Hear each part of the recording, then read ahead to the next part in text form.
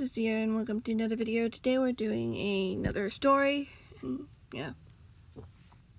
and this one's going to be a little different, a little more original, and something that I'm unsure about.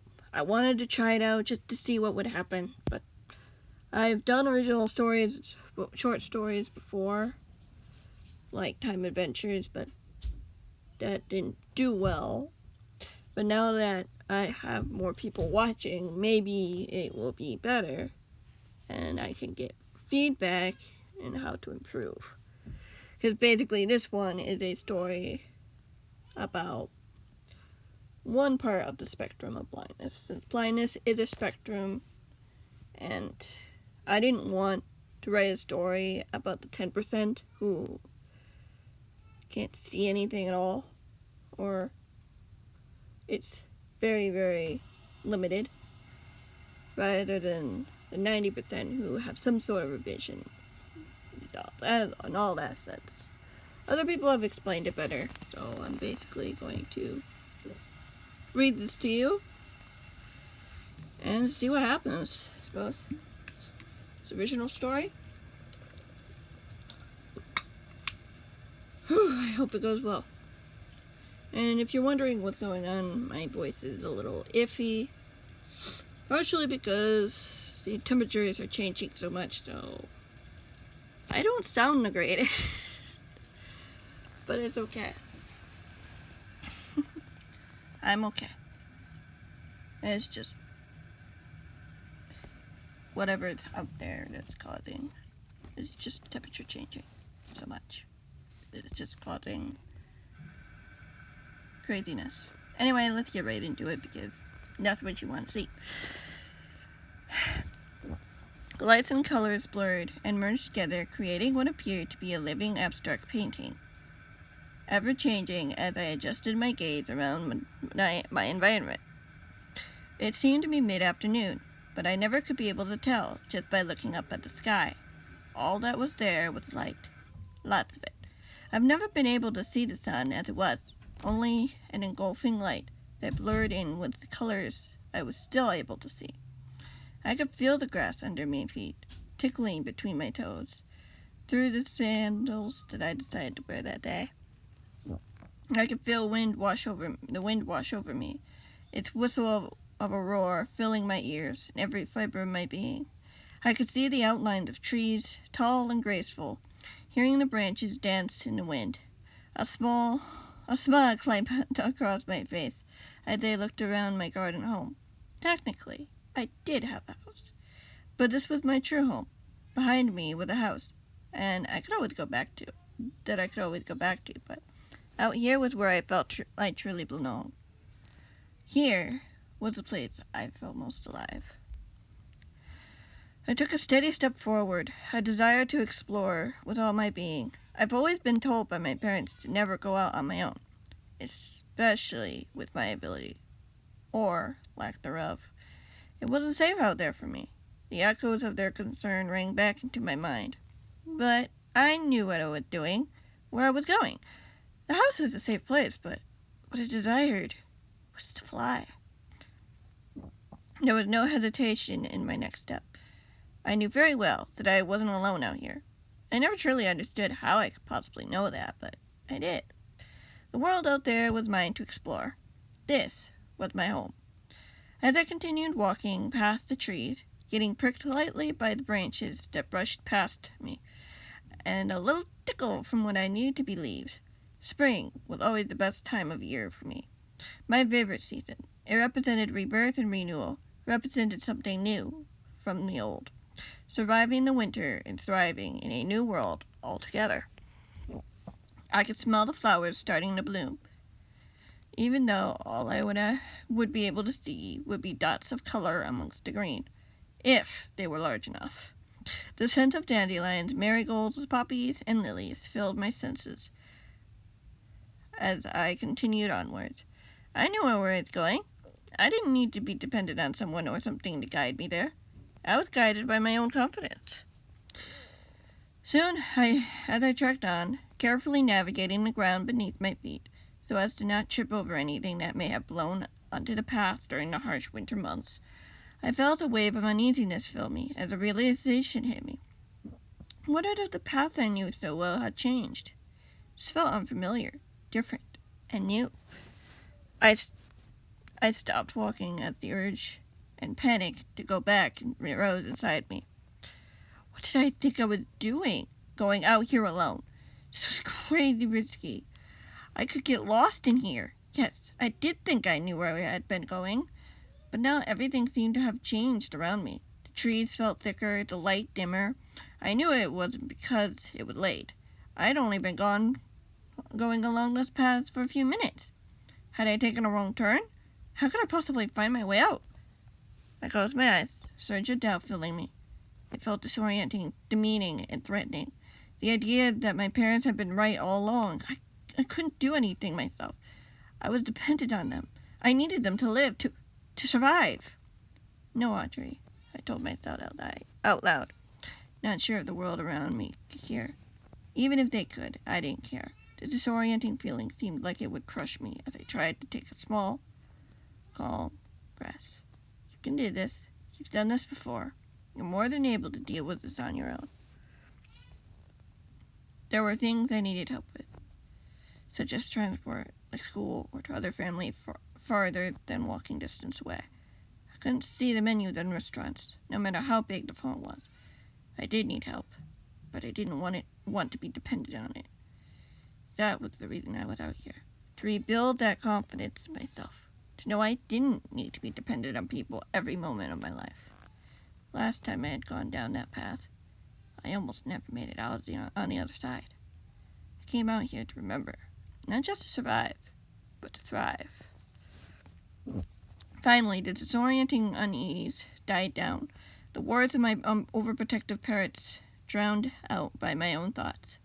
The knowledge and capability I knew I had. This was my moment, my time to shine, my place to be myself. I knew how to get back. I knew that it would be all okay. Keeping my eyes closed, I used my feet to feel around the area. I could feel every bump and crevice, every hole that was made, every rock and blade of grass, damp as it was. I knew what I was doing, even though no one else believed in me. I believed in myself. The thought of being closed off in my house because it was too dangerous to do anything fled my mind. This was where I belonged. Free. At last, I took my first step of faith. My mind set on one thing and one thing only. Get to where I need to be. Take a different path. Take the chance. This was possible. I had done it so many times before. What was stopping me now? Absolutely nothing. Brushing back my soft auburn hair, as my brown eyes finally opened, I continued on, braving each step, testing and challenging myself to keep going.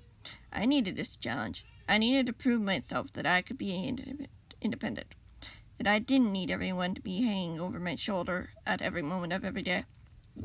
I continued onward until I felt a rush of wind crashing to me as I stumbled back slightly. The trees that had been in front of me now were behind me. I had come up to a clearing, hearing the faint echoes of the wind below me. I looked down to see a dark gap of nothingness below. No, wait, was that water below me? I could see faint shimmers of light reflecting off a surface that seemed to create a pattern of bumps and dips. Distant roar below. I had found the river that was deep within a ravine. Excitement bubbled up within me as I tried to find the bridge across it. I reached out, searching for some sort of support, but all I found were the beginnings of what used to be a bridge. It must have given way and crashed to the river below, never to be seen again. I could now hear my heart racing inside of my ears as my mind whirled around all possible things I could do. I could go back to my parents, having failed at my mission, and I could find another way around. Or maybe I could find an entirely new place, completely on my own. Feeling the need to sit down, I rested far from the edge of the ravine, hearing the silent waves crashing far below. Last thing I wanted was to fall down there. I would never be able to get out on my own if I did. I needed to think about what I needed to do.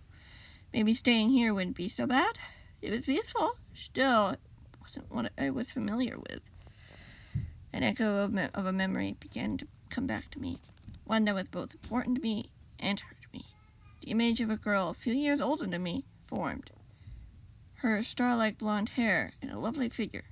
Her face seemed to be so clean and pure. She told me to get so far. I trusted her. "We're almost there, Audie," the girl replied, holding her hand. The softness of her palm was firm and reliable. She was one of the few people that I actually trusted, when my parents always pushed everyone away from me, reminding them that I was blind, practically helpless. This girl never cared if I couldn't see her, or if I couldn't be her friend because of my disability. She was my friend, a friend I could rely on. "Where exactly are we going, Sierra?" I asked her. I could remember the uneasiness and insecurity of a young little girl craving for something more than I had felt so long ago. "You'll see," she replied happily. She probably had seen that I hadn't been convinced about the whole idea, as she added, "You'll love it, trust me." I did trust her. I did love the place that she had brought me to. I explored every nook and cranny, trying to find everything I could. It was one of the best things that had ever happened to me. Yet I had been alone in that place for hours, not realizing Sierra had gone, leaving me to fend for myself and find my own way out. She told me later that it was so that it could teach me to trust in myself more and be dependent on everyone all the time. Dependent on everyone all the time. Our friendship was never the same, even as she moved away. Still, it was something I never forgot. Now I had no way to get back to that amazing place. The place that gave me the confidence to find my way home. To my worried parents, who had told me to never go out on my own again, even though I had never been alone going to the place. Just coming back. I never told them the truth of what had happened. I never wanted to give them one more reason to shut me away. I needed connection. I needed something concrete to stand on my own.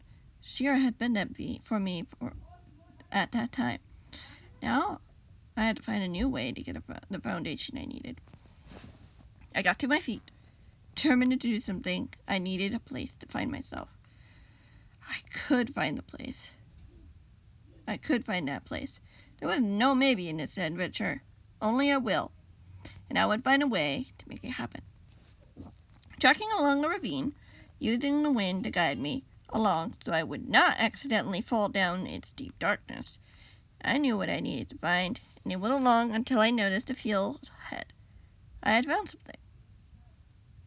As I walked across the sun-kissed grass, feeling the warmth of the rays of light comfort me, in reassurance, I came up to a small gathering of trees, where I decided to sit underneath. The grass was cool underneath me on that crisp spring afternoon. It was calm and relaxing, a place for me to think. I found what I had needed. I could finally be free, for a little while, until I would be ready to confront my parents and tell them what I wanted. I knew they wanted to protect me, to shield me from the danger that could use or abuse me. I needed a challenge, though, to push myself. Otherwise, I would be completely and utterly helpless. That was the last thing I wanted to happen. My parents couldn't be with me forever. I had to learn to be independent. Yes, help was always good when I need it, but how would I know my limits if I didn't challenge myself? Even if I did know what they were, would I be able to find other ways to push those limits? Challenge myself. Was I ready for that? I felt like I was. Whether my parents felt the same or not was not up to them to decide. This was my choice, my decision. This is my story. Only I get to tell it. That is what I plan to do. That was my new mission, my new challenge, and I'm ready for it. Anyway, that's going to be it for this video. Just a one-off thing. Just testing the waters, you might say. And, yeah, I don't know how well this will do. I was nervous writing this, but it's a good way to improve on something else I'm working on. It's a good way to practice so I can understand how to do this correctly, because I don't want to mess this up. I mean, you gotta learn somewhere. And the best feedback is from the community. And of course, hopefully you guys will be kind. Thank you guys so much for watching. Hope you guys enjoyed. And yeah, we'll see you in the next one, whenever that might be.